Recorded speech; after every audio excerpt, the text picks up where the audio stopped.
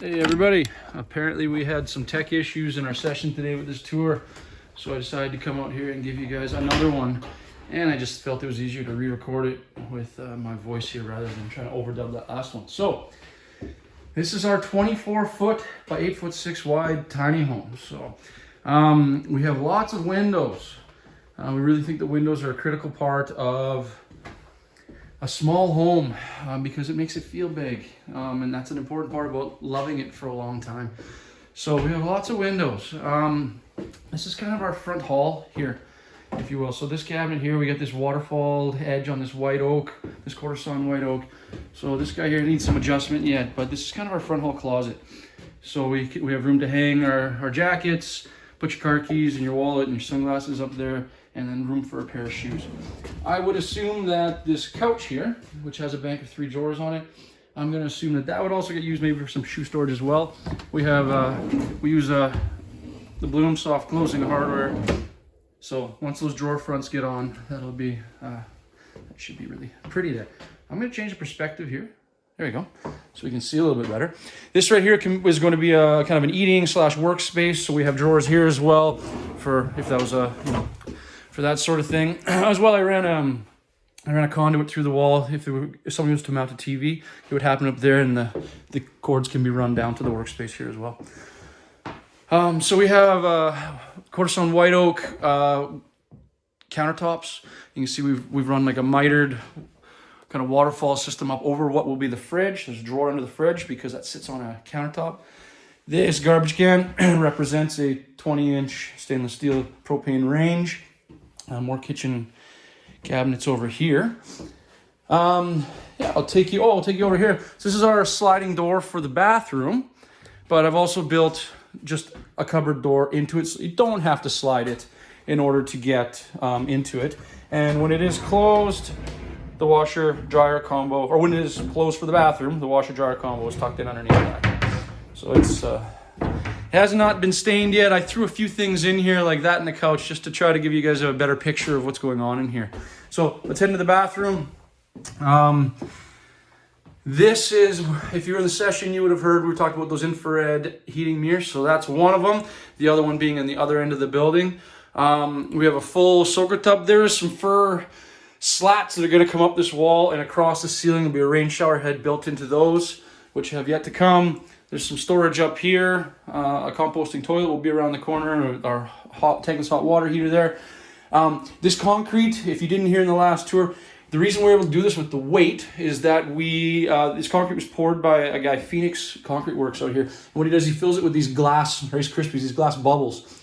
And so it makes it really light, actually gives it an R value as well, so it helps in that. And we're able to totally customize it. I mean, these shelves are, matching the radius of the tub down below. Really cool. And the tiles, he poured me custom tiles, large format tiles as well to match, and the vanity top there as well. So here in the underneath the stairs, we have a full wardrobe built in underneath there as a way to use up that space there.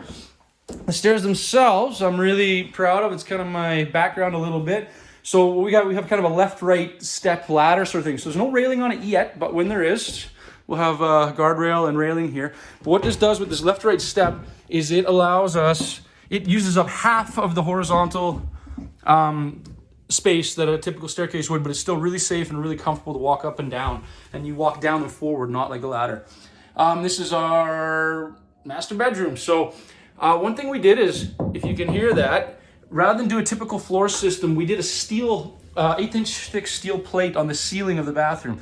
So the bed actually sits down on the ceiling of the bathroom. We have the slats still on there, allow the mattress to breathe, but it gives us an extra 4¼ inches of headroom, which is the difference between having a tall person sit up in bed here without bonking their head on the ceiling. So that was kind of critical. There's yet to be finished, but end tables, little drawers on each side, and flip up storage there. And again, we get an extra 4¼ inches of depth in that storage. It's really important. In a tiny home, don't waste anything. You don't get a lot of space, so you got to use it all. So that's yeah. Here, I'll show you the view from up here. So yeah. So anyway, quite a bit of headroom up here as far as a crawl up loft, and windows up there. All the windows, or most of the windows, open to allow for a lot of ventilation. We have these kind of timbers to accentuate the kind of 3 unique roof lines, and they have LED lighting built into them as well. So, oh yeah, okay. I'm gonna head down. Couch is Canadian made out of, I believe, Abbotsford or Van Gogh. It fits in perfectly. You can customize the sizes on the couch as well. It doesn't show well in the daytime, but both the headboard and this here have LED backlighting, and it's really beautiful at night.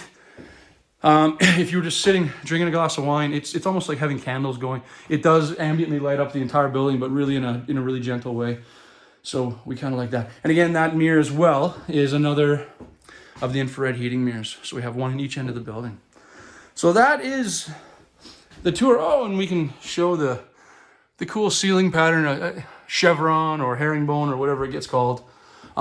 So the flooring, when it gets put in, will be this vertical grain fir, which is the same as this door, the same as the first slats. And so we've actually made our own flooring. So it will be continuous flooring, full length, all the way across the building to make it super clean without the butt joint seams.